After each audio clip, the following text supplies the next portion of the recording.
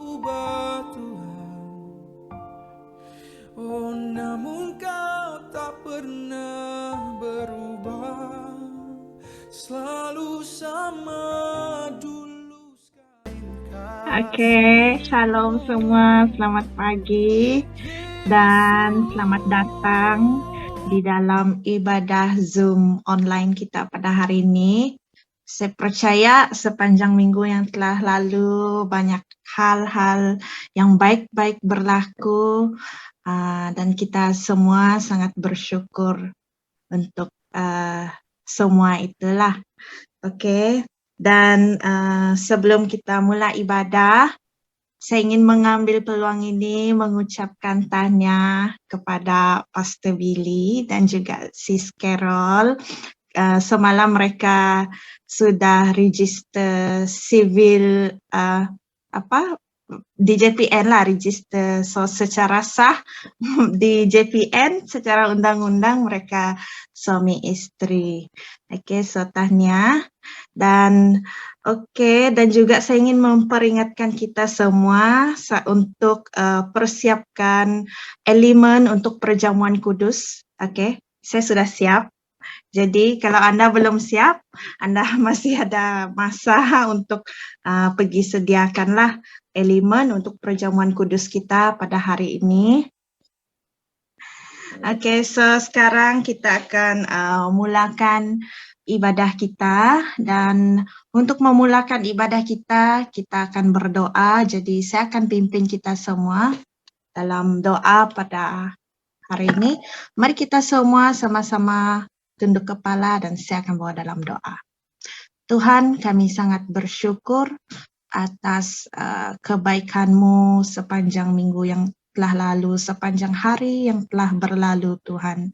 Hari ini kami berkumpul bersama di tempat masing-masing di dalam ibadah Zoom online ini. Tuhan, Engkau berkati setiap kami yang menyertai ibadah ini dan setiap yang terlibat, baik yang melayani Tuhan. Kami berdoa Tuhan, dimanapun kami berada saat ini, biar Roh Kudus-Mu Tuhan yang menjamah setiap hati, Engkau yang beserta dengan kami Tuhan, biar kami semua boleh fokus dan line internet kami yang lancar untuk menyertai ibadah online pada hari ini, dan juga Engkau Tuhan telah persiapkan setiap hati kami untuk perjamuan kudus sebentar nanti ya Bapa. Tuhan, inilah doa kami untuk memulakan ibadah pada hari ini, dari awal hingga akhirnya Engkau yang menyertai dan Engkau yang memberkati. Amin. Oke, saya serahkan kepada pemimpin pujian kita, yaitu Brother Jonathan. Shalom semua. Saya percaya kita semua dalam keadaan sehat, baik, dan luar biasa. Oke, sebelum kita masuk di dalam ruangan pujian dan penyembahan kita, mari kita sama-sama merenungkan kebaikan Tuhan dalam kehidupan kita sepanjang minggu-minggu yang kita telah lalui. Mungkin ada di antara kita yang mengalami tekanan, sakit penyakit, ataupun permasalahan kita di tempat kerja, ataupun di mana-mana saja. Tapi kita percaya pimpinan Tuhan dan penyertaan Tuhan itu sentiasa ada dalam kehidupan kita. Mari kita naikkan penyerahan yang mengatakan, pribadi yang mengenal hatiku.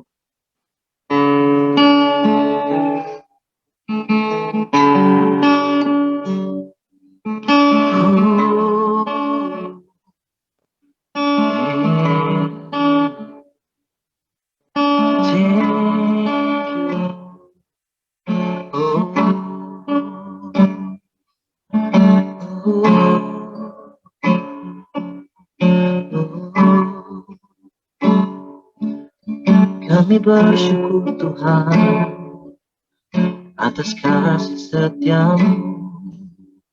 Kami bersyukur Bapa atas penyertaan-Mu.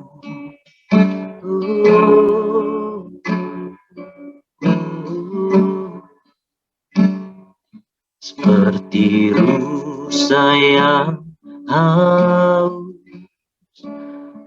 dua aliran sungaimu.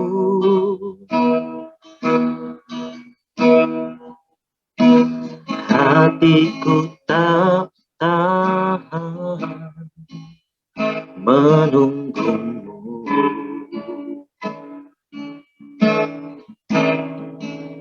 Bagai tanah gersam, bagai padang gersam, menanti datangnya hujan.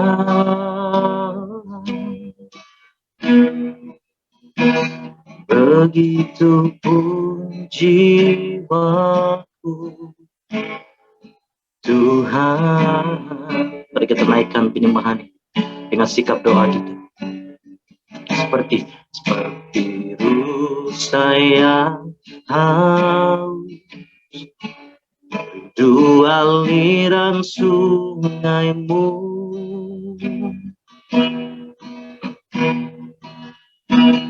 Hatiku tak tahan menunggumu.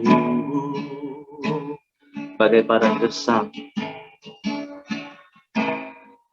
bagai padang gersam, menanti datangnya hujan.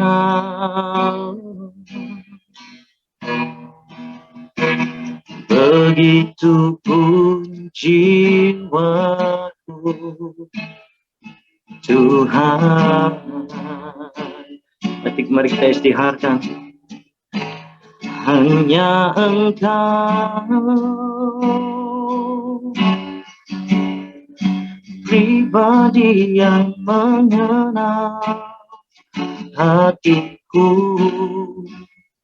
Tiada yang tersembunyi bagimu.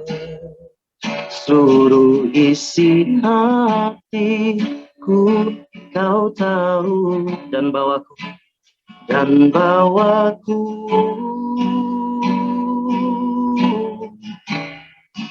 untuk lebih dekat lagi padamu, tinggal dalam indahnya dekapan kasih-Mu.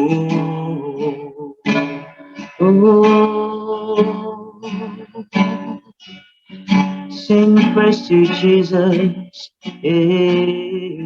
Katakan seperti rusa yang haus, dua aliran sungaimu.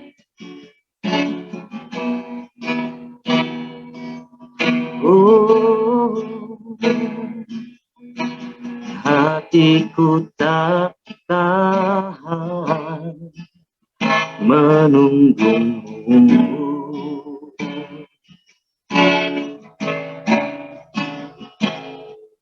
Bagai padang gersam, menanti datangnya hujan. Yes, Lord. Begitupun jiwaku, Tuhan. Oh, hanya Engkau, pribadi yang mengenal hatiku. Tiada yang tersembunyi bagiku. Seluruh isi hatiku Kau tahu, dan bawaku, yes Lord,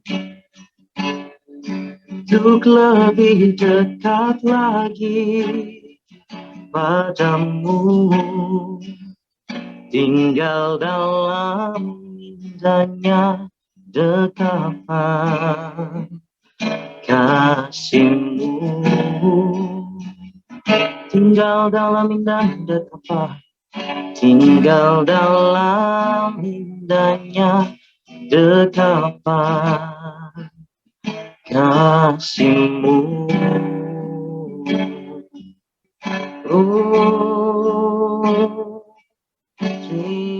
kasih Tuhan. Oh, thank you Lord for your goodness in our life. Thank you Jesus for your grace in our life. Oh, oh, terima kasih Tuhan. Oh.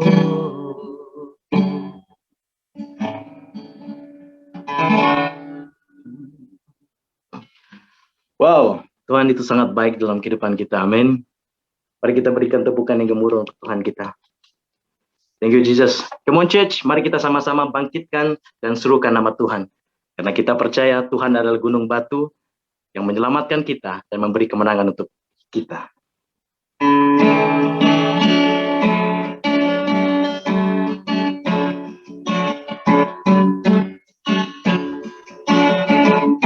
Mari kita katakan bangkit. Bangkit, serukan nama Yesus. Katakan maju. Maju, nyatakan kuasanya. Kita buat iblis. Kita buat iblis gemetar. Kalahkan tipu dayanya. Dengan kuasa namanya. Katakan bangkit. Bangkit, serukan nama Yesus. Katakan maju. Maju, nyatakan kuasanya.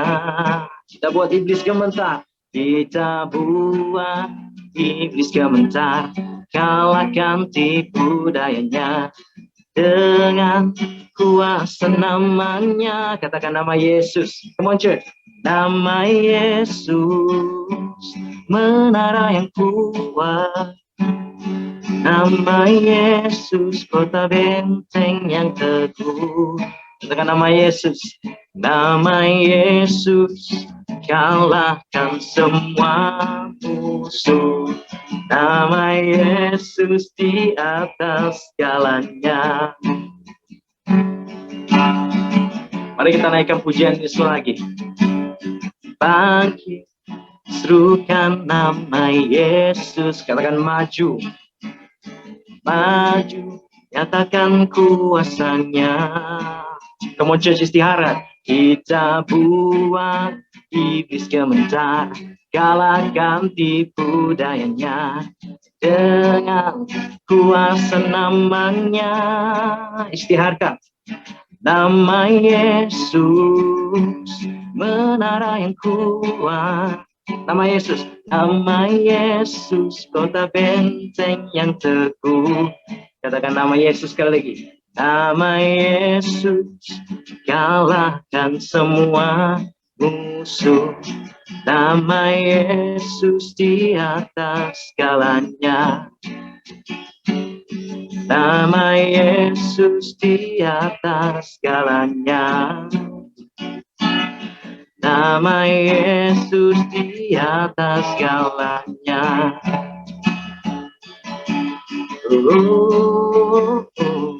Kami percaya denganmu Tuhan. Mendapatkan kemenangan dalam kehidupan kami. Katakan tak pernah ku ragu. Tak pernah ku ragu akan kesetiaanmu. Pegang hidupku, sepenuh jiwaku.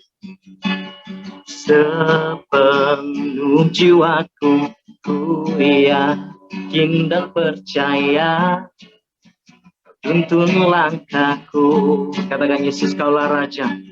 Yesus kaulah Raja dalam hidupku. Berkuasa berjaya untuk selamanya. Hanya Kau Tuhan, sumber kekuatan. Kuasa-Mu tercurah bagiku senantiasa. Dengan-Mu Tuhan, ku kan berjalan dari kemuliaan sampai kemuliaan selamanya. Oh, oh, oh.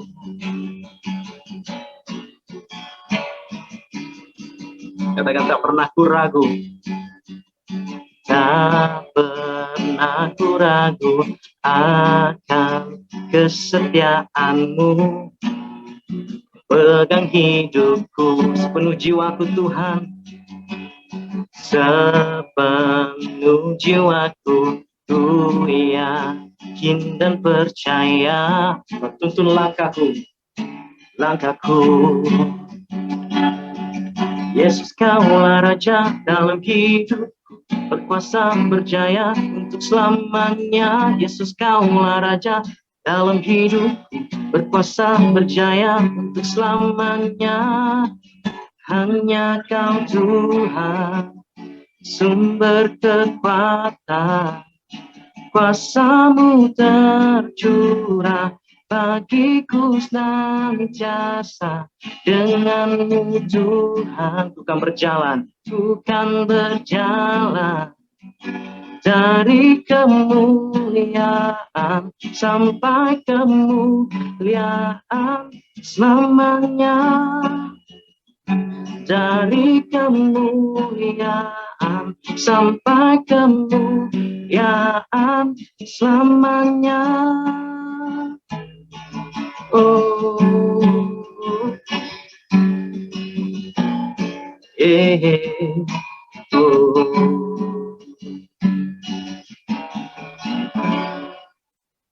Haleluya. Thank you Lord Jesus. Kami percaya dengan-Mu Tuhan, kami mendapat kemenangan dan Engkaulah sumber kekuatan dalam kehidupan kami. Mari jemaat Tuhan, sebelum kita masuk di dalam perjamuan suci dan perkongsian firman Tuhan daripada pastor, mari kita naikkan penyembahan yang mengatakan karena salib-Mu.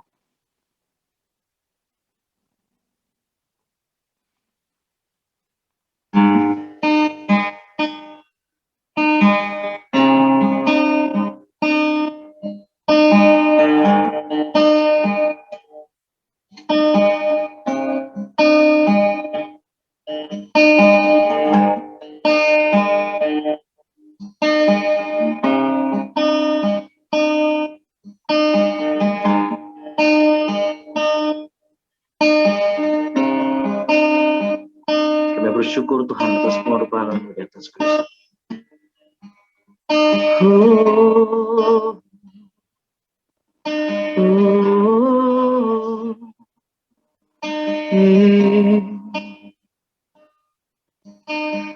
Hanya Kau Tuhan di hidupku,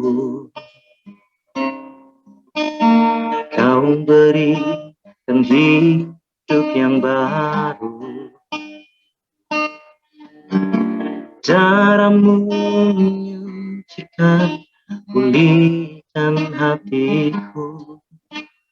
Ku nyatakan Kaulah segalanya. Engkaulah sumber pengharapan, kuasa-Mu sanggup menyembuhkan. Jiwaku pun berserah hanya kepadamu. Ku nyatakan Kaulah segalanya. Mari kita naikkan penyembahan ini sekali lagi. Hanya Kau Tuhan di hidupku, yes Lord. Kau berikan hidup yang baru. Cara-Mu menyucikan, pulihkan hatiku. Ku nyatakan Kaulah segalanya.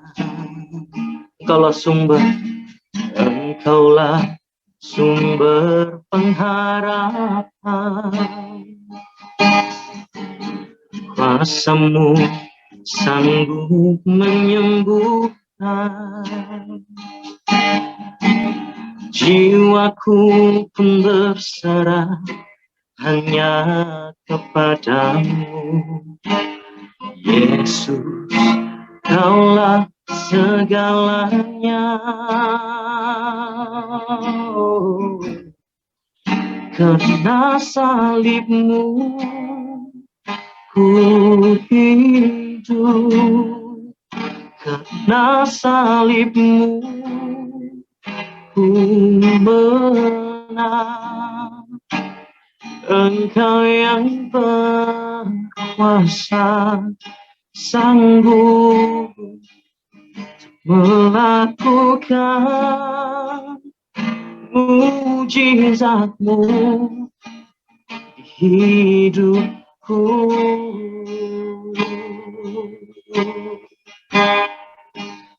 Berjemaat Tuhan dengan sikap doa kita.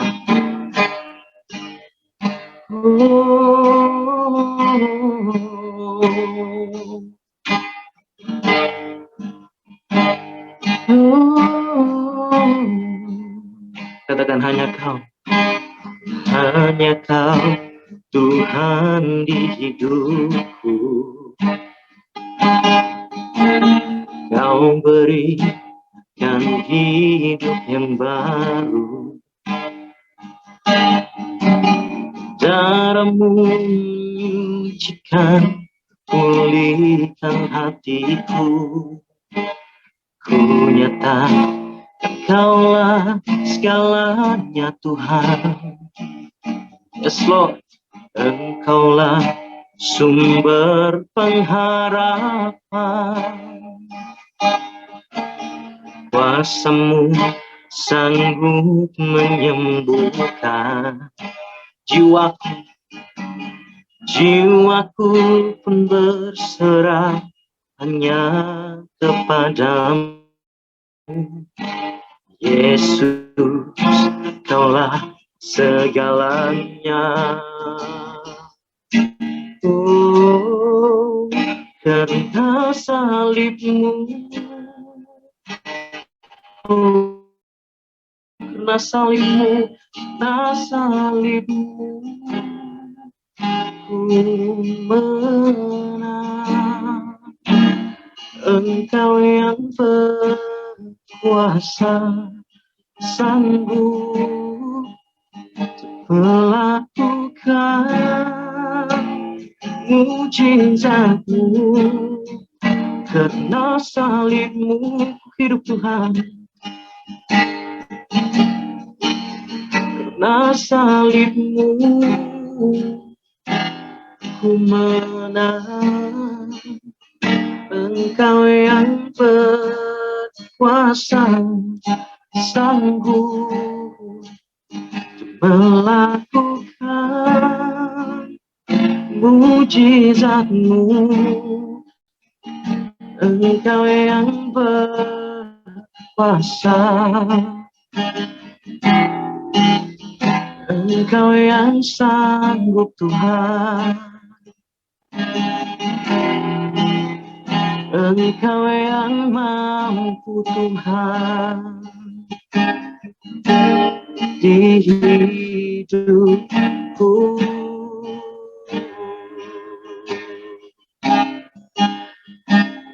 Oh, terima kasih Tuhan. Haleluya. Oh, karena salibmu ku hidup, karena salibmu ku menang. Engkau yang berkuasa, sanggup melakukan mujizatmu,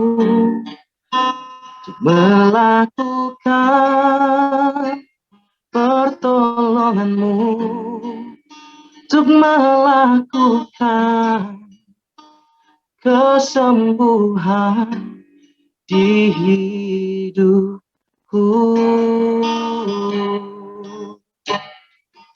Kami bersyukur Tuhan atas kasih-Mu.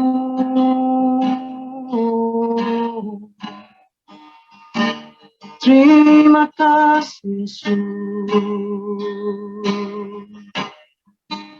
Jesus' name. Berita bukan yang gemuruh untuk Tuhan kita Yesus Kristus. Masa seterusnya saya serahkan kepada pastor untuk acara perjamuan suci kita dan seterusnya khotbah. Persilahkan.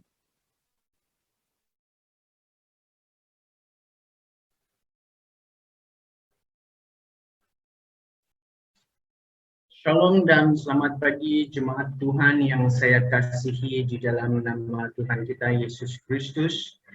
Pagi ini kita akan mengambil bahagian di dalam sakramen perjamuan kudus bagi mereka yang sudah dibaptiskan, ya, yang sudah menerima Tuhan Yesus sebagai penebus dan juru selamat di dalam kehidupan mereka.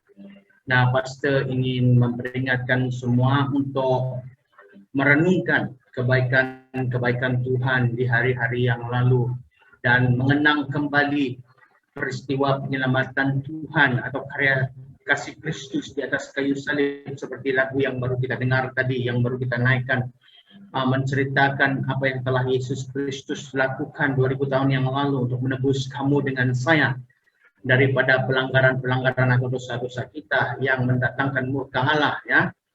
Maka itu saya ingin peringatkan kepada semua yang ada pada pagi ini, sekiranya Anda belum dibaptiskan, belum menerima Tuhan Yesus sebagai penebus dan juru selamat yang sungguh-sungguh dalam kehidupan Anda, saya tidak galakkan Anda mengambil bahagian di dalam sakramen perjamuan kudus pada pagi ini.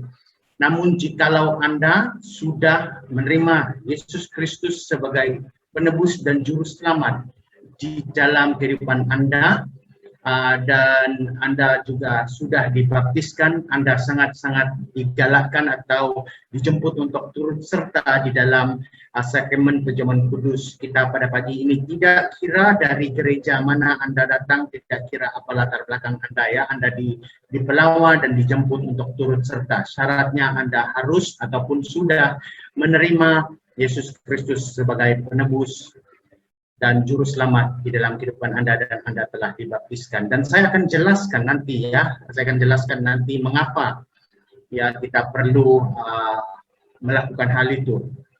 Baiklah, pastikan di hadapan Anda ada tersedia elemen-elemen yang diperlukan untuk terlibat di dalam sakramen perjamuan kudus, yaitu roti dan anggur, ya. So, pastor akan jelaskan mengapa seseorang itu perlu menerima Yesus sebagai penebus dan juru selamat di dalam kehidupannya dan dibaptiskan untuk mengambil bahagian di dalam perjamuan kudus, ataupun dengan cara yang paling singkat seperti yang dapat Anda lihat di screen sekarang ini. Apakah makna di sebalik perjamuan kudus itu? Yang pertama sekali, ianya adalah sebuah perintah untuk mengingati Yesus Kristus. Yang kedua, ia adalah sebuah perintah untuk mengingati pengorbanannya. Yang ketiga, perintah untuk mengingati pengalaman keselamatan kita. Maka itu pastor bilang tadi, apabila kita mengambil roti dan anggur ini, kita bukan ambil dia suka-suka, tetapi ada sesuatu yang pernah terjadi pada waktu dulu dan implikasinya untuk kita pada hari ini. Maka itu sangat penting bagi kita yang mengambil ini sudah menerima Tuhan Yesus sebagai penebus, juru selamat, dan sudah dibaptiskan. Yang keempat, perintah untuk mengingatkan mereka akan mereka yang belum percaya. Jadi yang belum percaya akan melihat orang Kristen mengambil perjamuan kudus ini, dan mereka akan mulai bertanya, mengapa kamu mengambil? Dan ini adalah peluang untuk menjelaskannya kepada mereka, mengapa orang Kristen mengambil perjamuan kudus. Dan kita semua yang mengambil perjamuan kudus pada pagi ini harus dapat menjelaskannya kepada mereka, seperti apa yang Anda sedang baca pada saat ini. Dan yang kelima, perintah untuk mengingatkan pentingnya persekutuan orang-orang percaya. Apabila kita melakukannya di dalam sebuah community seperti ini, sama seperti apa yang Yesus lakukan sebelum malam dia dikhianati dan ditangkap. Yesus duduk bersama dengan murid-muridnya. Last Supper, itu dalam bahasa Inggris perkataan Last Supper, perjamuan malam terakhir. Ini yang mereka lakukan, mereka memecahkan roti dan mereka mengambil anggur bersama-sama, mengingatkan kita tentang persekutuan, ya, orang-orang percaya. Maka itu pastor bilang tadi, sesiapa yang belum dibaptiskan atau sesiapa yang belum menerima Tuhan Yesus sebagai penebus dan juru selamat tidak digalakkan untuk mengambil ini, karena ayat di bawah itu. Jadi barang siapa dengan cara yang tidak layak makan roti atau minum cawan Tuhan, ia berdosa terhadap tubuh dan darah Tuhan. 1 Korintus pasal yang ke-11 ayat yang ke-27. Banyak orang salah terjemah ayat ini apabila dia bergaduh dengan istri dia pagi ini, apabila dia bergaduh dengan suami dia pagi ini, ataupun apabila dia mungkin terlihat sesuatu yang tidak patut di luar sana, ataupun mungkin bila dia mengatakan sesuatu yang tidak bagus dengan rekan serumahnya, dia terus mengatakan, oh tidak, saya ambil perjamuan kudus pagi ini karena saya sudah berdosa. Bukan itu maksudnya. Maksudnya ayat ini kontekstual adalah sesiapa yang belum percaya akan Yesus Kristus, tetapi mengambil roti dan mengambil anggur itu yang salah. Karena dia belum lagi mengaku bahwa Yesus itu adalah penebus dan juru selamat dalam kehidupannya. Dia belum lagi memiliki Yesus di dalam kehidupannya. Dia belum lagi ditebus, disucikan, dia belum lagi menjadi keluarga Allah. Maka itu sangat salah bagi seorang itu mengambil perjamuan kudus tanpa dia menerima Yesus terlebih dahulu dan memberi diri untuk dibaptiskan.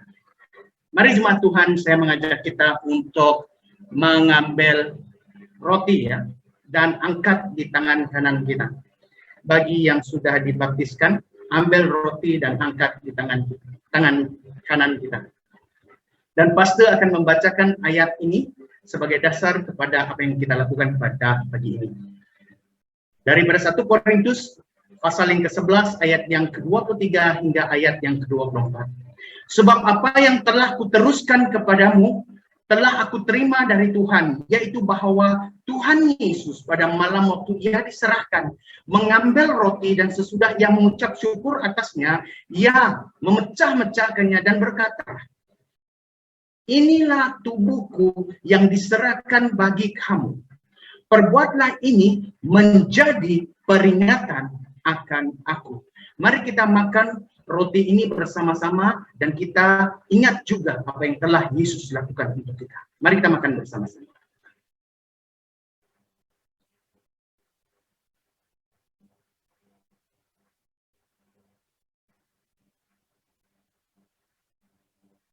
Thank you.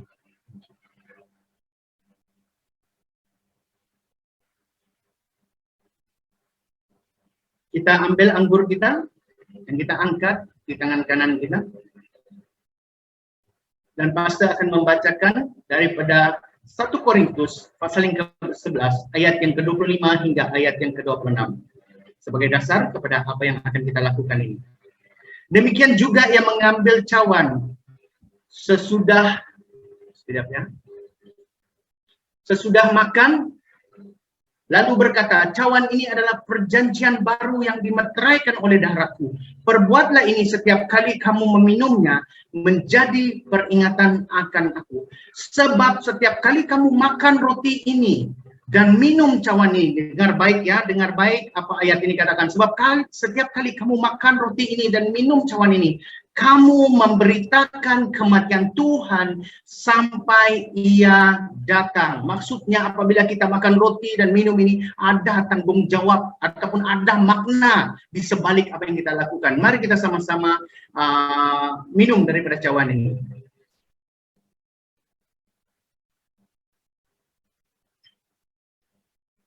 Mari kita tunduk kepala dan pastor akan berdoa. Bapa kami yang di surga, terima kasih karena Engkau telah memberi Yesus Kristus sebagai jalan selamat kepada kami umat manusia yang tidak berdaya. Dan ternyata bahwa itu adalah perkara yang terhebat pernah terjadi dalam kehidupan kami. Karena tiada apa yang kami manusia dapat lakukan untuk beroleh tempat di surga. Semuanya adalah karena karya kasih Yesus di atas kayu salib sesuai rencana keselamatan. Maka itu Bapa, biar pada pagi ini kami yang mengambil bahagian di dalam sakramen perjamuan kudus ini terus ingat bahwa ada kesaksian yang perlu kami tunjukkan, ada perkara yang harus kami lakukan Karena kami telah mendeklarasikan bahwa Tuhan Yesus itu adalah Tuhan dalam kehidupan kami. Dia adalah penebus dan juru selamat dalam kehidupan kami. Dan kami punya tanggung jawab yang kami harus lakukan dari waktu ke waktu. Dan bagi mereka yang belum memberi diri untuk dibaptiskan, ataupun mereka yang baru saja mendengar tentang Engkau Tuhan, Roh Kudus hamba berdoa, Engkau terus berkarya di dalam hati mereka, sehingga mereka diperteguhkan dan suatu hari nanti mereka akan membuka hati supaya Yesus bertakhta dalam hati mereka, dan mereka akan dibaptiskan, dan mereka juga akan turut menjadi terang dan garam di dunia ini. Terpujilah namamu Bapa, di dalam nama Tuhan Yesus kami berdoa, dan sebentar lagi kami akan mendalami firman-Mu. Roh Kudus, Engkau berkarya. Beri hikmat buat hamba untuk memeteraikan firman Tuhan ini. Dan beri pengertian buat jemaat untuk dapat mengerti. Sehingga akal budi kami akan diperbaharui. Kami akan dikuatkan dan diperteguhkan. Dan perjalanan spiritual kami, pertumbuhan kerohanian kami. Dan kami menjadi orang Kristen yang berkualitas di hadapan Allah. Sekali lagi, kami angkat doa ini dalam nama Tuhan Yesus kami berdoa. Amin. Baiklah jemaat Tuhan, bagi pastor sedikit waktu untuk setting terlebih dahulu.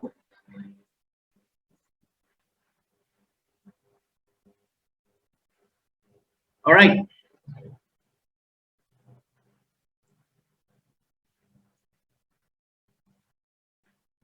Alright, untuk pengetahuan yang baru pertama kali bersama dengan kami, ataupun yang telah lama tidak bersama dengan ibadah ini, saya Pastor Billy, mungkin belum ada yang kenal atau mungkin sudah ada yang kenal. Oke, saya ingin memperingatkan kita semua bahwa setiap kali kita mengambil perjamuan kudus, khotbah selepas itu adalah khotbah yang akan merefleksi perjamuan kudus itu, ya, yang akan merefleksi perjamuan kudus itu. Namun di minggu-minggu yang lain, khotbah-khotbah hari Ahad akan merefleksi tema besar bulan itu, ya. Setiap bulan dalam gereja kita SIB Nilai kita punya tema besar yang akan kita bicarakan. Tetapi setiap kali ada perjamuan kudus, khotbah kita akan bertemakan atau merefleksikan perjamuan kudus, atau pendek kata karya kasih Yesus dan rencana keselamatan Allah. Dan pagi ini pastor akan share daripada ayat dasar seorang Kristen. Di dalam kelas baptisan, pastor bagi tahu mereka yang mau dibaptiskan, oke, seperti Brother Vincent baru-baru ini dan sekarang Sis Liana, pastor bagi tahu ada satu ayat yang kamu perlu hafal sebagai orang Kristen. Sebelum kamu dibaptiskan, oke, selepas kamu dibaptiskan, dan selama kamu hidup di bumi ini, kamu sebagai orang Kristen harus tahu ayat ini, oke. Dan pastor akan cek kalau kamu tahu ayat ini, oke. Ini adalah ayat dasar kepada kekristenan. Seorang Kristen harus menghafal ayat ini. Kalau kami di sekolah teologi dulu, kalau siapa yang tidak dapat menghafal ayat ini, dia pasti akan ditegur. Oke? So, ayat manakah itu, pastor? Inilah ayat dasar kepada kekristenan, kepada iman kita, kepada kepercayaan kita. Yohanes 3 ayat 16. Oke? Ini anak-anak sekolah minggu, cikgu-cikgunya pasti akan mengajar mereka untuk menghafal ayat ini. Nah, tema khotbah kita pada minggu ini harapan yang bersyarat.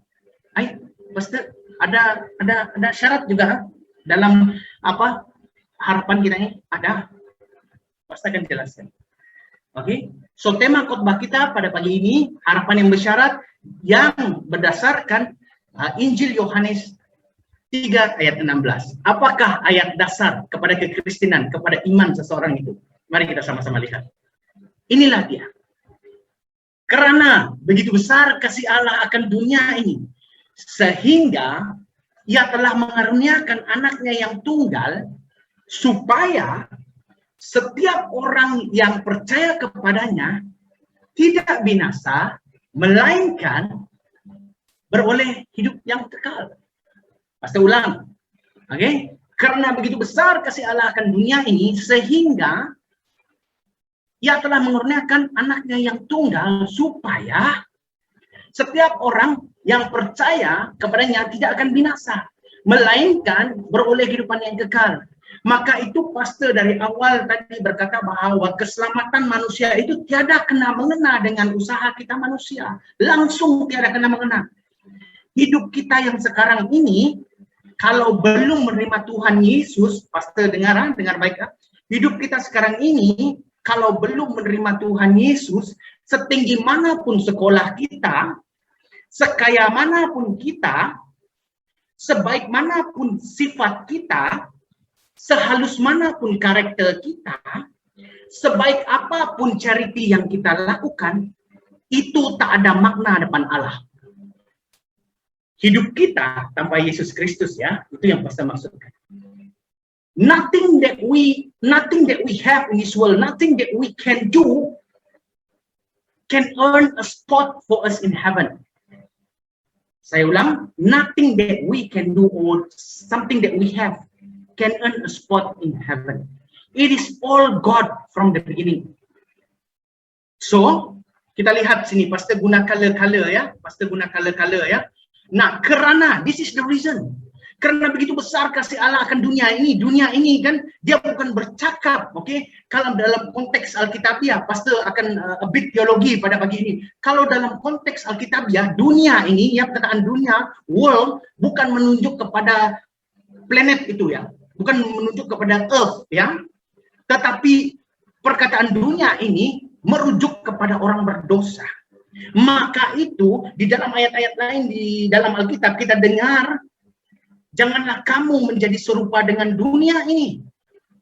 Maksudnya ialah jangan kamu menjadi serupa dengan orang kafir. Itu maksudnya.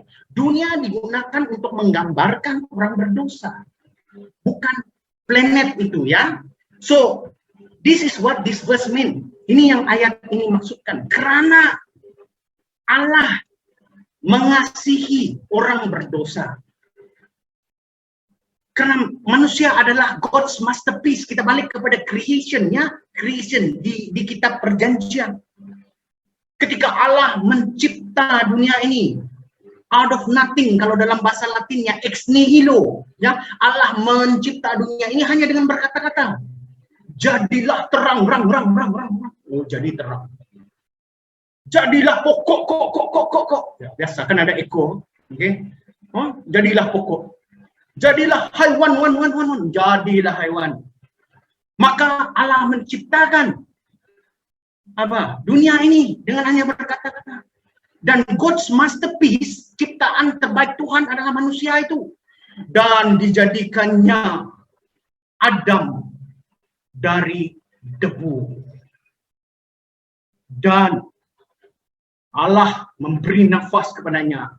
Adam hidup. Dan kemudian dia lihat Adam tidur nyenyak seorang diri. Lalu Allah mengambil tulang rusuknya dan menjadikan seorang wanita daripada tulang rusuk Adam dan menamakannya Hawa. I say. Dan semenjak itu kaum lelaki tidak pernah tidur lena. Pastor bergurau, ya, pastor bergurau. Alright. Dan apa lagi? Allah buat apa? Allah berkata kepada manusia, engkau boleh makan apa saja di dalam taman ini. Engkau boleh namakan binatang-binatang ini sesuai kehendakmu. Jadi kamu pernah tanya, ya, siapa di sini yang ada kucing? Siapa yang ada kucing? Siapa yang ada anjing di rumahnya? Sila kasih respon kepada pastor. Pastor mau tengok jemaat pastor, siapa yang ada kucing, ada itu. Jadi kamu pikir kamu bagi nama kucing kamu itu dari mana originally dia?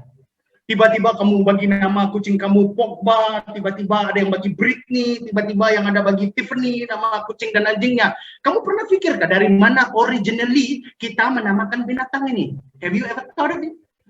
It all come from creation. Itu base-nya kita baca firman Tuhan. Itu steady-nya kita belajar mendalam tentang firman Tuhan. Menamakan binatang pada hari ini, kalau contohnya saya suka kacau, saya punya kawan satu orang, di mana dia ketua kampung itu. Ketua kampung di rumah dia, adakah dia? Ketua kampung di rumah dia ada anjing. Bila ketua kampung ini ambil anak anjing itu dulu, mana dia terus panggil anak anjing dia?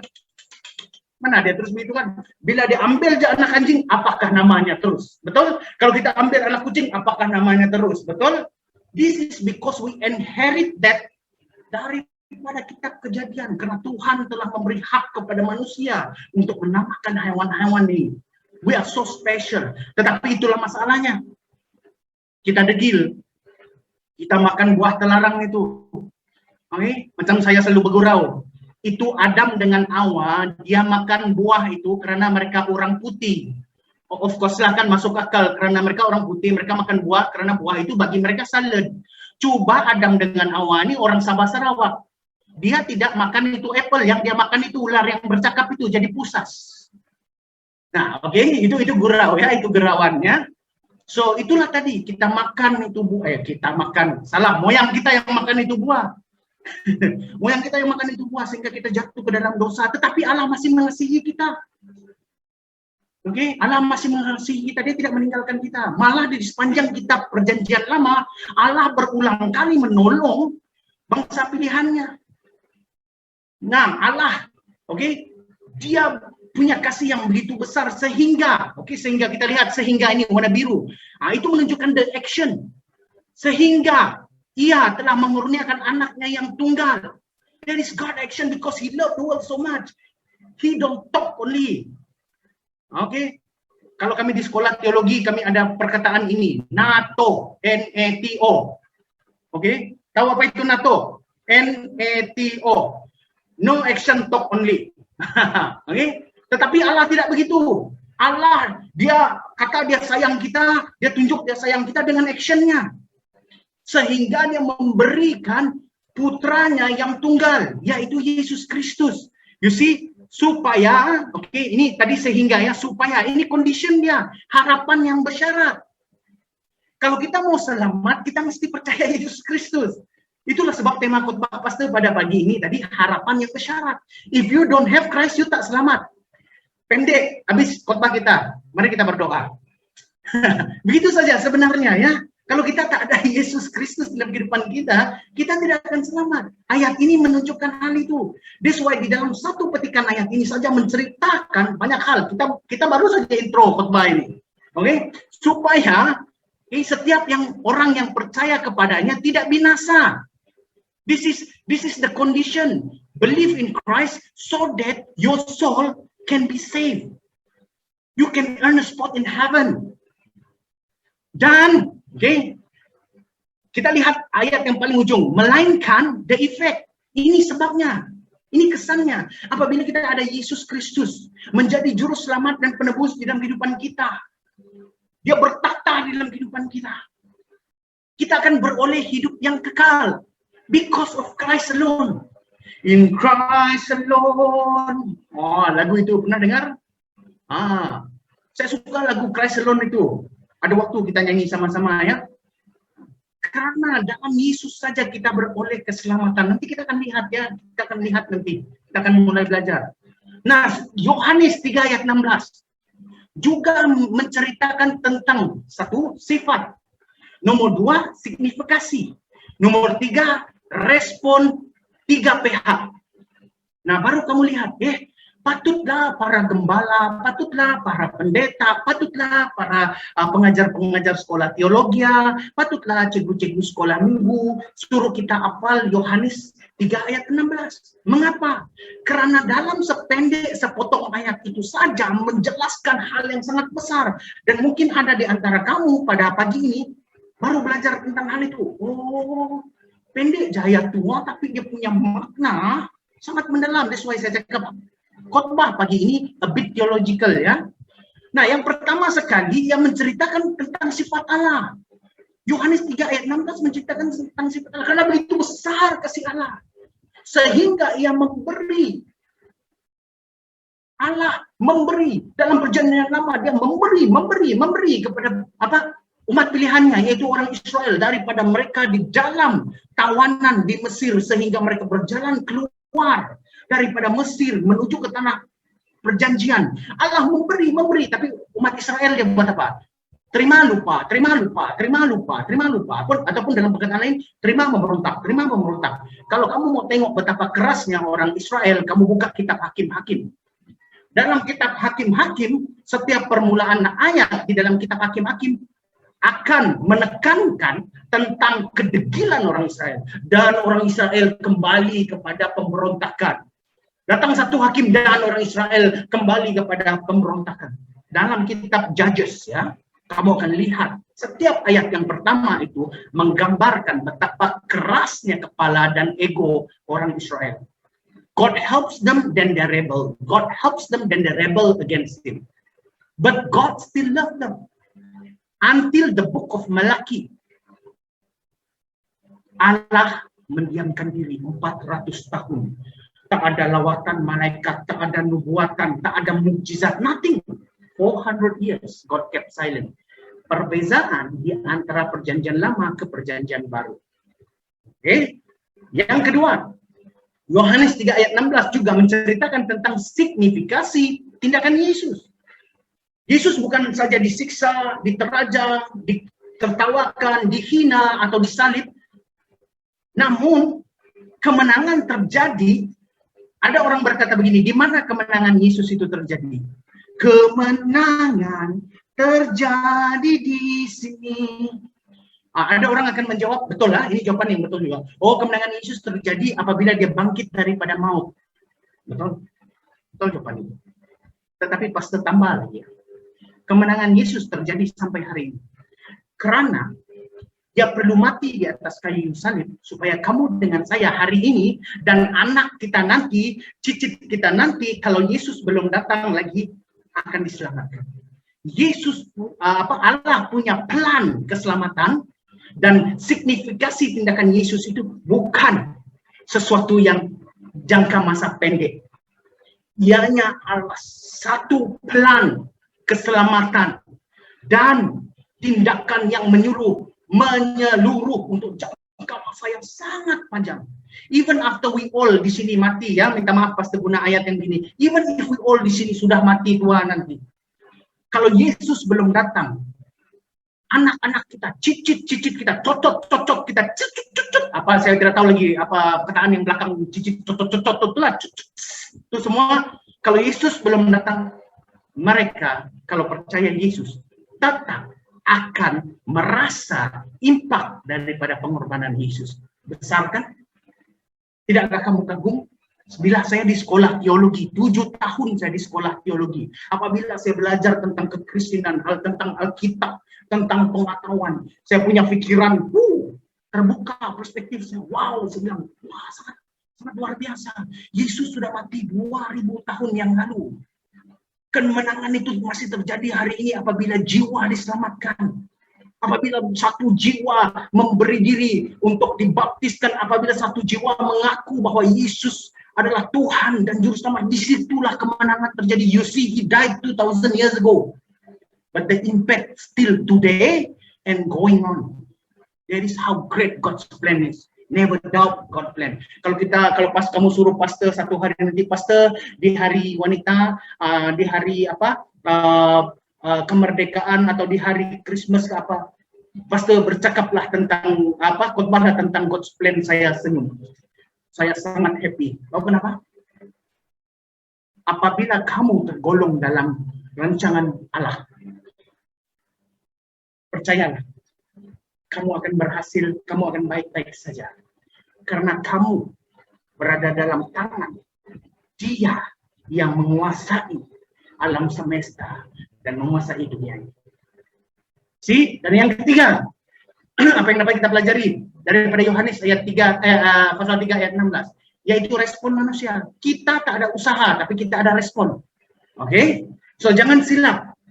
Hari ini pasti akan bicara tentang kristologi. Pasti akan berbicara tentang soteriologi. Apakah maksud itu? Kita akan berbicara tentang sifat Allah. Kita akan berbicara tentang Yesus. Kita akan berbicara tentang respon manusia. Bukan usaha manusia, tapi respon manusia. Oke, yang pertama sekali ya, mari kita lihat. Nah, sifat Allah. Hal yang pertama tadi, dia suka memberi. Oke, Allah memberikan kehendak bebas dan hak keistimewaan kepada manusia pertama. Seperti pastor sudah ulas tadi. Di Kejadian 2 ayat 16 hingga 17. Ayat 19 hingga 20. Kita sebagai manusia ini telah diberikan kehendak bebas, free will kata orang putih, dan hak keistimewaan kepada manusia. Karena free will itulah manusia jatuh dalam dosa. Dan hak keistimewaan kita, karena itulah kita berkuasa di atas hewan, di atas tumbuh-tumbuhan, di atas laut dan segala isinya. Pernah kamu lihat ikan paus tangkap nelayan? Tidak pernah kan? Belum pernah guys kan ikan paus tangkap nelayan? Itu cerita dongeng saja. Tapi yang kita tahu kan, nelayan yang tangkap ikan walaupun ikan paus yang sangat besar itu, betul? Itu adalah karena hak keistimewaan itu. Have you ever thought of it? Even the biggest whale in the world. Kalau saya suka tengok, pastor suka tengok movie-movie lama. Apa nama binatang ininya? Ada satu binatang zaman dulu, zaman purba itu dia macam gajah, tetapi dia punya bulu besar. Kalau dalam cerita-cerita orang lama, orang purba dulu mengejar dia. Something like emot, something like itulah, moth, something like that. Orang zaman dulu kecil saja mereka. Binatang tuh bersaiz seperti dinosaur. Mereka dapat tumbangkan juga. Kenapa? Because hak keistimewaan manusia having control over other creatures that has been given to us since kitab Kejadian. Nah, yang kedua, Allah memberikan keturunan, memberikan tanah, dan memberikan berkat kepada Abraham. Kita dapat lihat, Allah suka memberi. Dia memberikan turunan, tanah, dan berkat. Kalau dalam bahasa Kelabit, kami ada satu lagu. Tama Abraham, mula anak, Tama Abraham. Waktu saya kecil dulu, ketawa Jonathan nanti. Waktu saya kecil, siapa Tama Abraham tuh? Yang saya tahu Tama Billy itu bapak saya, Tama Abraham itu siapa? You see? Lagu sekolah minggu yang dinyanyikan, blur saya. Siapa ini Tama Abraham? So saya tidak tahu siapa dia. Apabila saya mulai baca Alkitab, mendalami Alkitab, baru saya tahu siapa itu Abraham. Allah memberikan kepadanya. Dan yang ketiga kita lihat, Allah memberikan pemimpin hebat seperti Musa dan Yosua kepada bangsa Israel.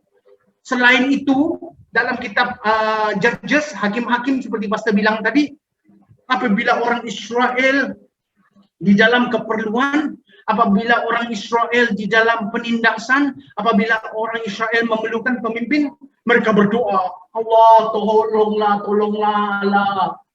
Oh Tuhan tolonglah, kata mereka. Kami ditindas oleh bangsa-bangsa yang ada di sekeliling kami. Hantarkanlah seorang pemimpin untuk memimpin kami. Jadi Allah berkata, oke, saya akan hantar. Jadi Allah membangkitkan ataupun mengangkat pemimpin-pemimpin. Kalau ada di antara kita yang berpikir bahwa Allah tidak boleh pakai orang yang tidak suci, ataupun Allah tidak boleh pakai siapa saja yang dia mau, saya minta maaf, pastor tegur atau pastor betulkan. Jangan melimitkan kuasa Allah. Jangan melimitkan kuasa Allah. Allah boleh pakai sesiapa saja, termasuk orang yang tidak percaya kepadanya. Kenapa pastor berani cakap begitu? Pastor bagi contoh.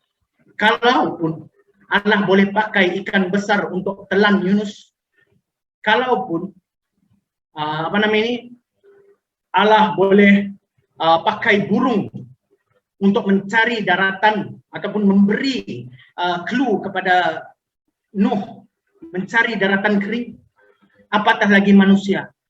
Di dalam kitab Hakim-Hakim, Yefta bukan orang percaya. Yefta adalah ketua perompak. Baca kitab Hakim-Hakim. Yefta adalah ketua perompak. Tetapi karena Allah mengabulkan doa bangsa Israel yang memerlukan seorang pemimpin, Allah membangkitkan Yefta. Dia tidak membangkitkan orang yang alim, yang kata orang baik perwatakannya saja. Karena pada waktu itu Allah melihat Yefta suit the job because he is God. Allah mengangkat Yefta, yaitu seorang ketua perompak, untuk memimpin orang Israel dan menewaskan musuh-musuh Israel pada waktu itu. Allah mampu. Why? Seperti apa yang saya katakan di dalam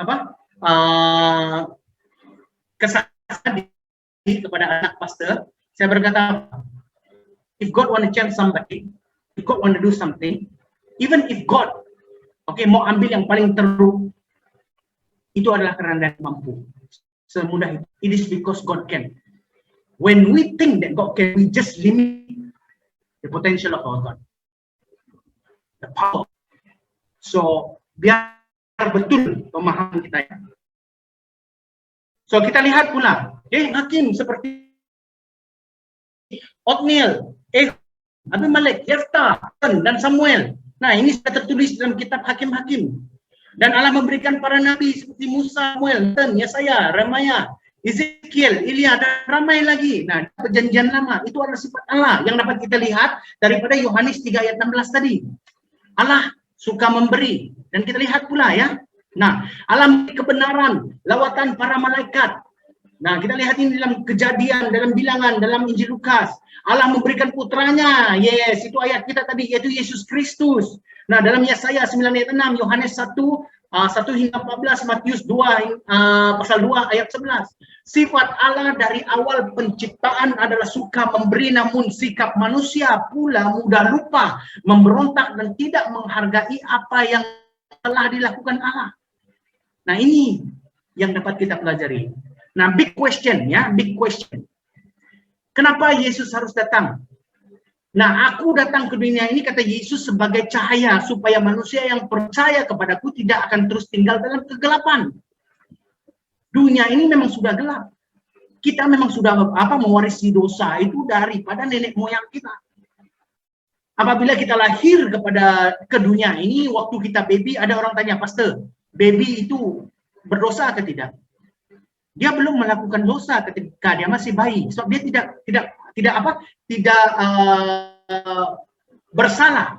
Tetapi sifat dosa itu sudah diwarisi. Melakukan dosa itu, you see, you must understand this. Sifat dosa itu dia sudah warisi. Lahir saja dia sudah mewarisi sifat dosa itu. Tetapi melakukan dosa itu waktu dia masih bayi dia belum. So what happened? Apabila dia besar, baru dia kenal dunia, baru dia melakukan dosa. Dan Yesus berkata, aku datang ke dunia ini sebagai cahaya, supaya manusia yang percaya kepadaku tidak akan terus tinggal dalam kegelapan. Dan Yesus datang sebagai harapan terbaik dan terakhir kita untuk mendapatkan perdamaian dengan Allah, dilayakkan semula dan beroleh jaminan keselamatan. Akibat pelanggaran nenek moyang kita mewarisi sifat dosa itu seperti yang saya katakan tadi. Tetapi karena kita ada Yesus, kita diperdamaikan dengan Allah karena pengorbanannya 2000 tahun. Itulah sebab kita tadi ambil perjamuan kudus. Nah, dan signifikasi ya, hal yang kedua kita belajar signifikasi tindakan Yesus. Selepas Yesus datang ke dunia ini, dia memetik apa yang disebutkan Allah di dalam kitab Perjanjian Lama. Kita lihat apa yang Yesus katakan yang pertama sekali di dalam Injil Yohanes. Akulah roti kehidupan, kata Yesus. Kalau kamu mau kenyang, carilah aku. Nah, aku adalah terang dunia, kata Yesus, ayat yang kita baca tadi. Nah, aku adalah pintu, kata Yesus. Tiada siapa yang datang kepada Bapa di surga kalau tidak melalui aku. Nah, aku adalah gembala yang baik, kata Yesus. Aku adalah kebangkitan dan hidup. This is the 7 I am Jesus statement dalam Alkitab. 7 pernyataan Yesus. Akulah di dalam perjanjian baru. Nah, ayat yang paling penting juga selepas ayat Yohanes 3 ayat 16, ayat yang harus dihafal atau diingat oleh orang Kristen adalah ini. Yohanes 4 ayat 16. Aku adalah jalan, terang, dan garam. Betul? Lain dia bunyi dia kan, Pastor Snyder, betul ke itu? Aku adalah jalan, terang, dan garam. Betul kah? Yohanes ayat 14 ayat 16. Tidak, salah. Aku adalah jalan, kebenaran, dan hidup. Ini adalah ayat yang kedua harus orang Kristen hafal. Oke? Jadi ingat, lain kali kalau ada pop quiz, pasti akan tanya, apa itu Yohanes 3 ayat 16? Lepas itu, apakah itu Yohanes 14 ayat 6? Nah, kita sebagai orang Kristen harus hafal 2 ayat ini. Dan yang terakhir, aku adalah pokok anggur yang benar, kata Yesus. Di dalam Injil Yohanes ayat 15. Pasal 15. Dan kita lihat mengapa atau apakah impak daripada kedatangan Yesus. Karena itu ia adalah pengantara dari satu perjanjian yang baru, supaya mereka yang telah terpanggil dapat menerima hidup atau bagian yang kekal yang telah dijanjikan, sebab ia telah mati untuk menebus pelanggaran-pelanggaran yang telah dilakukan selama perjanjian yang pertama. Apa maksud itu? Perjanjian yang pertama dimengertikan sebagai perjanjian lama. Oke, dengar. Perjanjian pertama dimengertikan sebagai perjanjian lama. Waktu perjanjian lama dulu, waktu perjanjian lama dulu, kalau kita mau tebus dosa, kita perlu buat apa? Kita perlu ada korban penghapus dosa. Bagaimanakah korban penghapus dosa ini? Bagi orang-orang yang berdosa, mereka perlu bawa korban penghapus dosa ini ke bait Allah.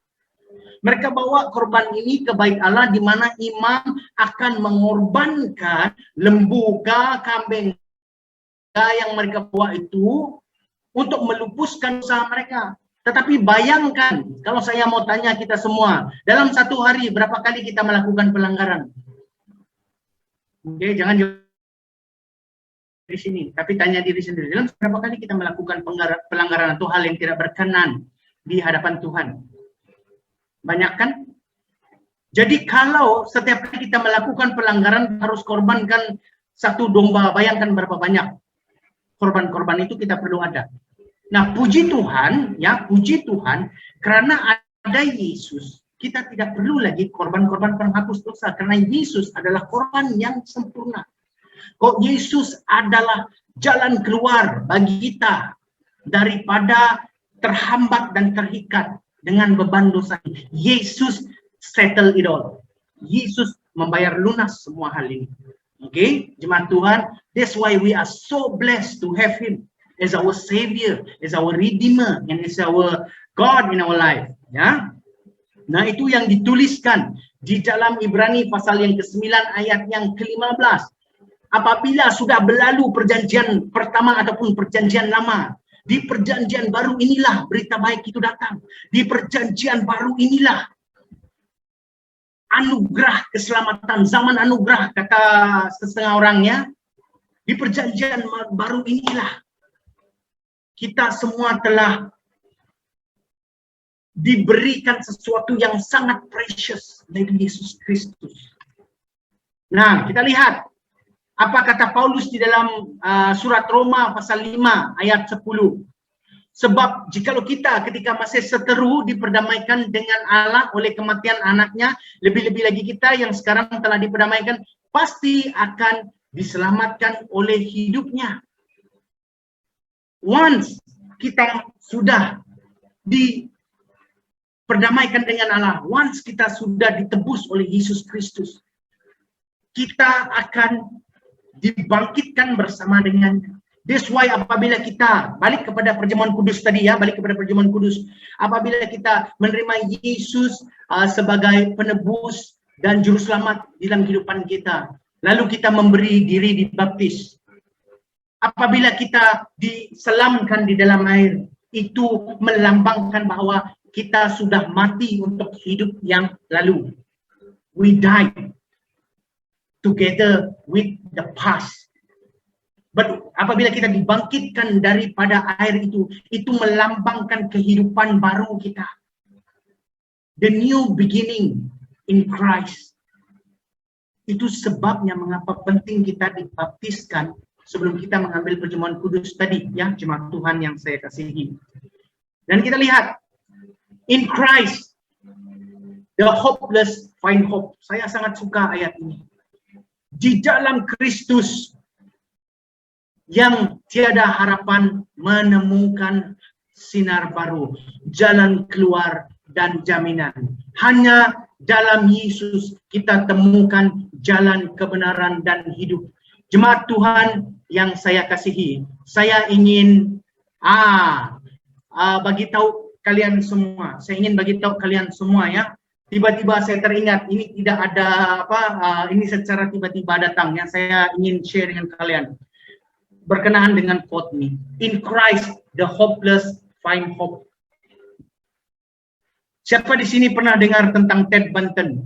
Waktu saya di sekolah Alkitab, waktu saya punya Bachelor of Theology, saya disuruh buat satu presentation tentang orang yang sangat teruk dan kemudian di akhir hidup mereka bertemu dengan Yesus dan saya diminta untuk membahaskan hal itu.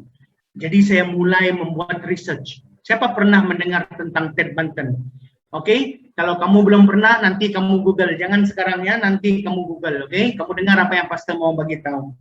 Ted Bunton dikenali sebagai seorang pembunuh bersiri di Amerika Syarikat. Ya, Ted Bunton nama dia. Dia dikenali sebagai seorang pembunuh bersiri di Amerika Syarikat. Oke, dia kalau pastor silap nama dia, nanti pastor akan perbetulkan ya. Dia adalah seorang pembunuh bersiri di Amerika Syarikat dan telah membunuh ramai orang. Dan akhirnya dia tewas. Dia ditangkap dan dipenjarakan. Selama dia dipenjarakan dan dibicarakan di mahkamah, ramai orang mengadakan tunjuk perasaan, meminta dia dihukum bunuh dengan cara yang paling kejam. Khususnya daripada keluarga-keluarga mangsa. Karena ada di antara keluarga mangsa,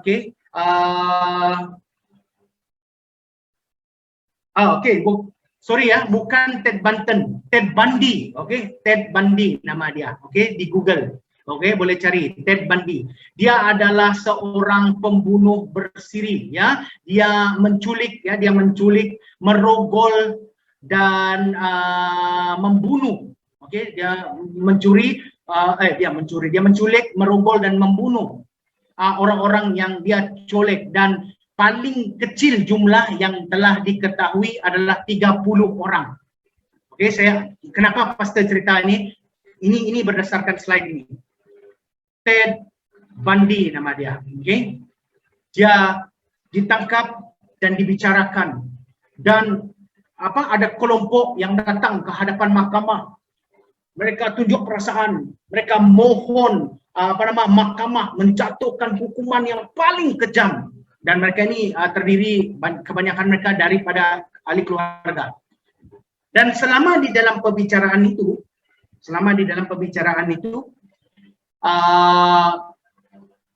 ketika dia dipenjarakan, Ted Bundy mulai dilawati oleh seorang pastor, seorang padri.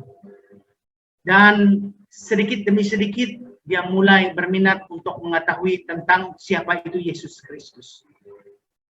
Dan akhirnya selepas mahkamah mendapati dia bersalah dan dia dijatuhkan hukuman, sebelum dia menghembus nafasnya yang terakhir ataupun sebelum dia dijatuhkan hukuman itu, padri ini atau pastor ini bertanya kepada Ted Bundy, apakah kamu percaya kepada Tuhan Yesus Kristus?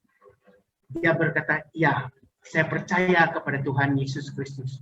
Saya minta maaf di atas segala apa yang telah saya lakukan. Namun saya percaya kepada Tuhan Yesus Kristus. Selepas itu dia dijatuhkan hukuman dan dia mati. Tetapi apabila pastor ini atau padri ini keluar ke hadapan media dan mengatakan bahwa Ted Bundy menerima Tuhan Yesus sebagai juru selamatnya. Kamu tahu kumpulan mana yang paling banyak cakap? Yang berlagak seperti orang Farisi. Minta maaf saya gunain, orang Kristen. Orang Kristen tidak mau orang Kristen lain yang bersalah dimaafkan Tuhan. Banyak yang begini hari ini. Ini yang terjadi kepada Ted Bundy. Bila pastor itu, padri itu berkata bahwa Ted Bundy telah menerima Tuhan Yesus sebagai juru selamat dan penebus dalam kehidupannya, dia sekarang telah pulang kepada Tuhan di surga. Banyak orang tidak suka dengan statement itu. No, he's a murderer, he's a raper, he's a kidnapper, he should go to hell. Semua perkataan ini. No, God won't save people like this. But actually, what does the Bible say? In Christ, the hopeless will find hope. In Christ, there is second chance, even for the worst one. In Christ, there's forgiveness. Ini yang sangat hebat tentang rencana keselamatan Allah kita. Ini yang sangat hebat tentang karya kasih Yesus. Dan ini yang sangat membezakan agama Kristen dengan agama-agama lain yang ada di dunia ini. Oke, so saya rasa kita sudah hampir sampai ke ujung khotbah kita. Belum. Tenang. Ya, yang ketiga, respon manusia. Nah, sebab jika kamu mengaku dengan mulutmu bahwa Yesus adalah Tuhan dan percaya dalam hatimu bahwa Allah telah membangkitkan Dia daripada antara orang mati, maka kamu akan diselamatkan. Nah, oke, sebab jika kamu mengaku dengan mulutmu bahwa Yesus adalah Tuhan dan percaya dalam hatimu bahwa Allah telah membangkitkan Dia daripada antara orang mati, maka kamu akan diselamatkan. Oh, kalau begini pastor senang saja itu. Saya bilang, yes, saya percaya Yesus dan Dia telah dibangkitkan daripada orang mati, saya akan diselamatkan. Tapi kalau hidup kita masih seperti yang dulu-dulu, itu hanya ungkapan, bukan sesuatu yang dimaksudkan.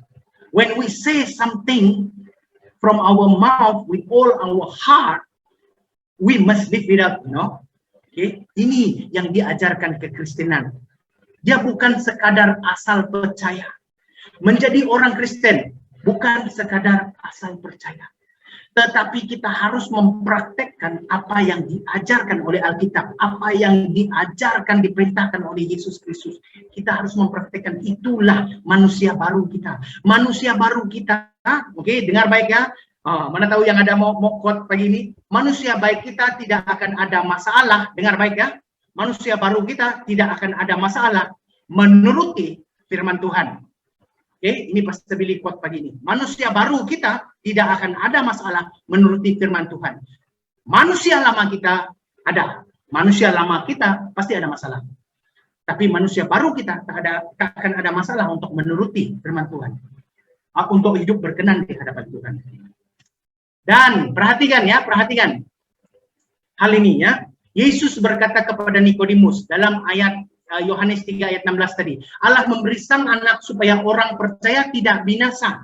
Oke, Yesus berkata kepada muridnya pula dalam Yohanes 14 ayat 6, tidak ada seorang pun yang datang kepada Bapa kalau tidak melalui aku. Ada proses saling di situ. Oke, ada proses saling. God gave Jesus. That is God's part. He gave Jesus. But us sebagai umat pilihan must respond to this gift, harus meresponi pemberian ini dengan percaya bahwa Yesus itu adalah jalan kebenaran dan hidup. Dia adalah penebus dan penyelamat. Dan dengan itu hanya kita boleh mendekati Bapa. Ada proses saling. So when God give, we respond. Oke, contoh pastor tidak mau ambil orang lain. Kalau di sinilah biasalah orang yang baru sign kawin kan. Kalau Carol memberi cinta, aku menerimanya dengan hati yang terbuka. Cia. Betul? Begitulah dia. Oke. Kalau Carol memberi cinta, aku menerimanya dengan hati yang terbuka. Kalau Allah memberi kita sesuatu, kita respon menerimanya dengan sukacita. Karena Allah memberinya dengan kasih. You see how beautiful it is? When God gave us with love, we receive it with joy. Amen to that. Can I have a clap? Yeah. When God gave us with love, we receive it with joy. Nah, untuk mendapat bahagian di dalam kerajaan surga, seseorang itu harus menerima Yesus sebagai penebus, juru selamat, dan Tuhan di dalam kehidupan mereka. Maka itu tema khotbah tadi adalah harapan yang bersyarat. Oke, ini adalah kebenaran membawa pulang yang harus kita remember ya, harus kita pegang. Tiada jalan ke surga ya selain melalui Yesus Kristus. Kita dibenarkan karena iman, diselamatkan oleh kasih karunia. Dengar itu baik-baik ya, itu aplikasi. Kita dibenarkan karena iman, diselamatkan oleh kasih karunia. Dengar baik, pastor bagi satu contoh terakhir. Ingat cerita anak muda yang di dalam Alkitab. Siapa ingat cerita anak muda di dalam Alkitab? Dia berjumpa dengan Yesus, dia berkata apa? Yesus, guru yang baik, dia bilang, betul? Guru yang baik, dia bilang, saya sudah melakukan segala-galanya. Apakah saya akan mendapat tempat di surga? Apa Yesus bilang kepada dia? Yesus tes dia simple ya. Yesus tes dia simple. Saya rasa kalau Yesus tes kita, aduh banyak yang kena. Yesus tes, kau cakap kau sudah bikin semua kan? Jual harta kau. Jual harta kau, Yesus kata dengan dia. Terus Terus dia punya perasaan berubah, dia punya mood berubah. Yesus tes dia dengan benda yang paling dia sayang. Go and sell what you have. You follow me, then you have your place in heaven, kata Yesus. Terus anak muda itu berputar dengan sangat confident, dia datang jumpa Yesus dengan sangat happy dia jumpa Yesus. Tiba-tiba bila respon Yesus begitu, that wasn't something yang dia expect daripada Yesus. Dia expect apa daripada Yesus? Steady kamu anak muda, dia bilang. Itu yang dia expect. Dia expect Yesus puji dia. Steady kamu anak muda. Itu yang dia expect. Tetapi satu kali Yesus jawab, itu pasal pastor selalu cakap dengan kamu ya, pastor selalu mengajar kita. What God wants from us totally different with what we think God wants. Saya ulang lagi ya. What God wants from us always different than what we think God wants from us. Macam anak muda ini, dia pergi jumpa Tuhan, dia pergi jumpa Yesus, dia pikir dia sudah buat semua. Satu kali respon Yesus tidak sama seperti apa yang dia mau. Dia expect Yesus puji dia, tapi Yesus bilang tidak. Kau jual semua harta kau ikut aku, baru pada tempat di surga. Jawaban Yesus itu bikin jatuh dia punya jantung. Nah, you see, that's why Pastor always said, kita harus mencari kehendak Tuhan. But dalam khotbah kita pada hari ini, hanya melalui Yesus kita beroleh keselamatannya atau tempat di surga. Oke, sekarang, sorry. Oke, yang terakhir. Kebenaran membawa pulang. Apa itu kebenaran membawa pulang? Something that we hold. Di sepanjang khotbah ini, tidak apa kalau kita miss out some certain point, but this is what we hold. We bring back. Kita ada harapan karena Allah telah bertindak, memberi putranya. Okay? Kita ada harapan karena putranya sanggup meninggalkan takhta dan datang ke dunia. Kita ada harapan karena kita percaya bahwa Yesus Kristus adalah Mesias yang telah dijanjikan. Telah datang dan akan datang lagi untuk mendapatkan kita. Ada amin? Baiklah, jemaat Tuhan. Saya semalam ada share dalam grup gereja kita. Semalam saya ada share dalam grup gereja kita. Petikan daripada ini adalah ayat penutup kepada khotbah kita. Saya share dalam grup gereja kita semalam, petikan daripada 1 Korintus 13:13. Ulang, dengar baik ya. Bagi yang biasa hadiri perkawinan, mereka akan tahu ini ayat yang selalu kena quote masa perkawinan. Sedangkan pastor dengan Carol pun pakai ayat ini juga ya. Oke, di dalam 1 Korintus 13 ayat 13, pastor akan membacakan. Itu yang pastor post semalam di dalam grup kita. Demikian tinggal ketiga hal ini, yaitu iman, pengharapan, dan kasih. Dan yang paling besar di antaranya ialah kasih. Semalam pastor jelaskan, kita manusia, harapan kita adalah kepada Tuhan. Harapan itu kita, dari kita. And then iman itu dari kita juga. Kasih itu, kasih Tuhan. Apabila harapan kita ini mulai pudar, kadang-kadang di dalam kehidupan kita, ya ini pasti mau dorong semua ya. Contoh di minggu hadapan, kita tidak tahu apa yang ada di minggu hadapan, betul? Contoh di minggu hadapan kita mengharapkan, ya Tuhan, aku berdoa supaya minggu hadapan baik-baik saja. Nanti ada yang post di Facebook, Oktober be nice to me. Okay, right? Ada yang berdoa begitu, Tuhan biarlah minggu depan baik-baik saja. Tetapi apabila minggu depan realitinya datang tidak seperti apa yang kita pikirkan, dan kita mulai dimarahi oleh bos, dan kereta kita rosak, dan kita sakit dan sebagainya lah, realiti kehidupan kita manusia. Dan kita mulai merasa sesak nafas. Ya ampun, kenapa lah semua ini tiba-tiba satu kali? Tidak bolehkah dia satu minggu ini, satu minggu depan? Why suddenly all come at one time? No? Dan kita mulai rasa macam, aduh tiada harapan lah ini, aduh tiada harapan lah duit aku ni sampai ujung bulan, tiada harapan lah aku senang-senang minggu ini. Apabila iman kita, there will be time ya, okay, there will be time iman kita ini Kita bilang steady. Selalu banyak orang bilang iman dia steady when things are okay. Ya, we can say our iman sekeras batu apabila hidup kita nice. Tetapi apabila kesusahan besar melanda dalam keluarga kita, kita kehilangan ahli keluarga, ada keluarga kita dikatakan menghidapi penyakit yang kronik dan sebagainya, apabila kita diberhentikan kerja ataupun apabila ada di antara ahli keluarga kita melakukan masalah yang kita tidak duga, then only iman kita yang kita bilang sebesar batu tadi mulai mengecil. Kalau kita bilang apalah ini, aduh macam tiada jalan keluar, But this is what I like about that verse just now. This is what I like about that verse. Even when hope is almost gone, even when your faith is down, but God's love remain the same today, tomorrow, and in the future. Rely on that. Pastor sendiri melihat hal itu. Pastor sendiri melalui hal itu. Pastor juga ada naik dan turun di dalam kehidupan ini. But when I see God's love, when I see God's intervention, when I see God's helping hand, yang mampu pastor buat adalah bersyukur Tuhan, terima kasih kau tidak pernah meninggalkan aku.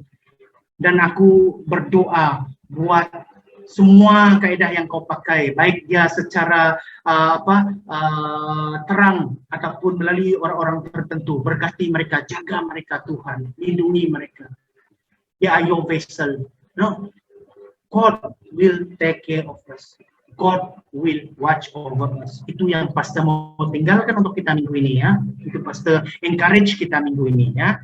So hadapi minggu depan dengan kekuatan yang daripada Tuhan. Hadapi minggu depan dengan pimpinan yang daripada Tuhan. Dan hadapi minggu depan dengan ingat akan kasih Tuhan. Sampai di sini firman Tuhan pada pagi ini. Mari pastor mengajak kita semua untuk tunduk kepala dan berdoa. Bapa, kami berterima kasih buat firman Tuhan yang telah kami pelajari dan dalami bersama pada pagi ini. Ternyata sekali bahwa keselamatan kami, our salvation doesn't depend to us, but it is all rencana Engkau terhadap kami yang telah Engkau lakukan melalui kedatangan putramu yang tunggal Yesus Kristus ke dunia ini, sehingga semua orang yang menerimanya, yang percaya kepadanya dan yang mengikutinya sungguh-sungguh beroleh keselamatan apabila dia datang untuk kali yang kedua. Dan peringatkan kami bahwa apabila Yesus datang kali yang kedua nanti, dia bukan datang lagi sebagai seorang baby, dia bukan lagi datang sebagai seorang raja, dia bukan lagi datang sebagai penyelamat dan penebus. Namun apabila Yesus datang untuk kali yang kedua nanti, dia akan datang sebagai seorang hakim. Maka itu Bapa, peringatkan kami yang sudah mengenal Yesus ini untuk terus sungguh-sungguh setia di dalam iman dan pengharapan kami sampai kami bertemu dengan Yesus suatu hari nanti. Dan bagi mereka yang baru mengenal Yesus, yang baru mengenal kekristenan, hamba berdoa sekali lagi, Roh Kudus, Engkau terus membimbing mereka di dalam perjalanan iman mereka, sehingga mereka bertumbuh matang, sehingga mereka menjadi semakin teguh di dalam iman dan pengharapan mereka. Dan satu hari nanti mereka menjadi sebahagian daripada keluarga besar Allah. Terpujilah namamu Bapa. Terima kasih untuk firman Tuhan tadi. Dalam nama Yesus kami berdoa. Amin. Pastor, serahkan masa seterusnya kepada host kita. Dipersilakan. Oke, terima kasih kepada pengkhotbah kita, Pastor Billy. Jadi sekarang sebelum kita mengakhiri ibadah kita sebentar nanti, mari kita sama-sama mendengarkan info gereja kita.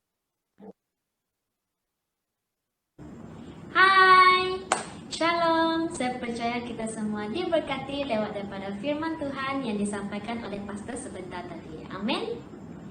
Baiklah, sebelum kita mendengarkan info gereja kita pada minggu ini, saya ingin menggalakkan kita untuk memberi wang persembahan dan wang persepuluhan kita ke akaun gereja yang telah tertera di skrin anda sekarang. Sama-samalah kita take note pada akaun gereja kita yang tertera di skrin anda sekarang. Baiklah, saya akan mendengarkan kita info gereja kita pada minggu ini. Info gereja kita yang pertama ialah persekutuan doa. Persekutuan doa kita akan dijalankan pada setiap hari Rabu jam 8.30 malam melalui aplikasi Zoom. Bagi kita yang berkelapangan pada hari tersebut, marilah kita sama-sama join persekutuan doa gereja kita agar kita dapat membangunkan mesbah doa kita bersama-sama. Gereja kita yang kedua ialah gereja kita akan dibuka semula pada bulan November dan ibadah kita akan dilakukan secara fizikal dan secara online. Secara online kita akan lakukan melalui YouTube channel kita SIB Nilai. Dan info gereja kita yang ketiga ialah aktiviti sukan gereja, iaitu aktiviti sukan futsal dan badminton. Aktiviti sukan gereja kita akan dimulakan semula pada 3 hari bulan 10 bertempat di Sport House di Nilai dan akan dijalankan pada jam 5 petang. Saudari Vinilan akan mengepost name list kita ke dalam grup WhatsApp Jemaat SIB Nilai. Bagi jemaat yang ingin join aktiviti sukan gereja kita pada hari tersebut, bolehlah menghantar nama di dalam grup WhatsApp Jemaat SIB Nilai. Gereja kita yang keempat ialah pastor gereja kita akan berkahwin pada 2 hari bulan 10 di gereja kita SIB Nilai. Pastor sidang ingin memohon maaf kerana kehadiran adalah sangat terhad sesuai dengan SOP yang telah ditetapkan oleh kerajaan. Selain itu, pastor juga akan bercuti pada 5 hari bulan 10 sehingga 12 hari bulan 10. Jika jemaat ingin berkomunikasi ataupun memerlukan pertolongan daripada pastor, bolehlah berhubung dengan MPG gereja terlebih dahulu. Dan pastor akan follow up jemaat-jemaat setelah pastor pulang daripada bercuti. Info gereja kita yang kelima dan yang terakhir ialah Negeri Sembilan sudah beralih ke fasa 4. Syukur kepada Tuhan, kita dapat memulakan semula komsel ataupun mengadakan majlis kesyukuran, majlis pemberkatan ataupun majlis hari jadi.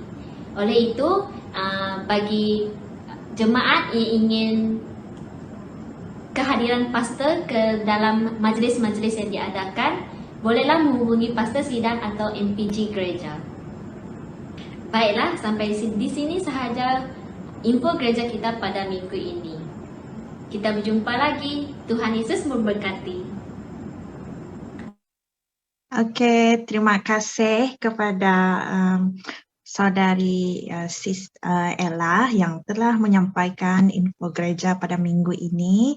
Jadi kita sudah sampai ke penghujung ibadah raya online kita pada minggu ini. Okey, dan saya serahkan waktu ini kepada Pastor Billy untuk doa penutup. Okey, mari kita semua tunduk kepala dan kita berdoa. Bapa, pertama sekali kami mengucap syukur buat ibadah kami yang telah berjalan lancar daripada awal sehingga ke akhirnya, dan kami juga bersyukur kerana partisipasi daripada jemaat kami, termasuk mereka yang sudah keluar awal tadi sangat memberangsangkan, dan kami berdoa agar lebih ramai jiwa-jiwa yang haus akan Tuhan datang beribadah bersama dengan kami setiap minggu, apatah lagi apabila kami membuka gereja pada bulan Oktober nanti. Kami juga mendoakan jemaat-jemaat kami yang tidak dapat bersama dengan kami pada pagi ini oleh kerana mereka bekerja atau oleh kerana ada urusan-urusan yang memerlukan perhatian mereka. Kami ingat mereka dalam doa dan kami mohon Roh Kudus Engkau melayani mereka di mana saja mereka berada, dan kami berdoa agar mereka punya kesempatan di hari-hari yang akan mendatang untuk turut beribadah bersama dengan kami, baik ibadah persekutuan doa, begitu juga ibadah raya Ahad seperti ini. Bapa, pada saat ini hamba ingin berdoa buat semua jemaatku, di mana saja mereka berada pada saat ini. Bapa, Engkau jaga, Engkau pelihara, Engkau lindungi mereka. Khususnya Bapa, bagi mereka yang sedang di dalam keperluan pada saat ini, hamba tahu bahwa kami masih belum keluar daripada pandemik ini dan ada di antara jemaatku Bapa yang harus bekerja keras untuk menyara kehidupan mereka. Hamba berdoa biar segala keperluan mereka Engkau cukupkan, karena Engkaulah yang punya segalanya. Bagi yang sedang mencari kerja pada saat ini, yang sedang mengusahakan alternatif untuk menyara ataupun untuk memiliki apa yang mereka perlukan, Bapa, Engkau memudahkan dan Engkau juga membuka pintu agar mereka dapat beroleh rezeki dan hidup mereka bertambah baik. Hamba juga berdoa jika ada jemaatku yang pada saat ini sedang di dalam sakit ataupun di dalam kelemahan tubuh, di mana saja mereka berada. Bapa, Engkaulah yang mencipta kami, Engkau kenal seluruh isi tubuh kami ini. Engkau juga yang tahu apa masalahnya, maka itu kami datang kepada Engkau sebagai pencipta. Kami mohon agar Engkau menyembuhkan kami, agar Engkau memulihkan kami dan memberikan kami kekuatan untuk melalui saat lemah ini, Tuhan. Hamba berdoa juga buat jemaatku yang sedang di dalam pemohonan, baik pekerjaan, baik pelajaran, baik yang mau berkawin, baik yang mau dibaptiskan, apa saja permohonan-permohonan yang mereka sedang tunggu pada saat ini, yang sedang mereka usahakan. Sesuai kehendak dan rencanamu Bapa, ianya terjadi di dalam kehidupan mereka. Dan kami mohon Bapa agar Engkau menyatakan